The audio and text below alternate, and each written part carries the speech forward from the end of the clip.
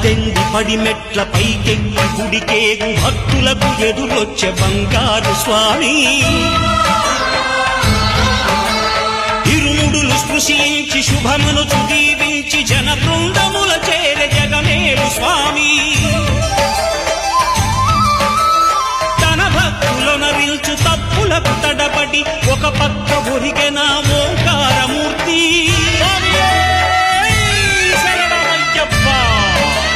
స్వాములందరూ తనకు సాయము కాగా ధీమంతుడై లేచె ఆ కన్య స్వామి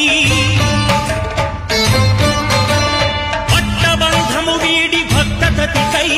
పరుగు పరుగున వచ్చే భూమిపైకి నరుడై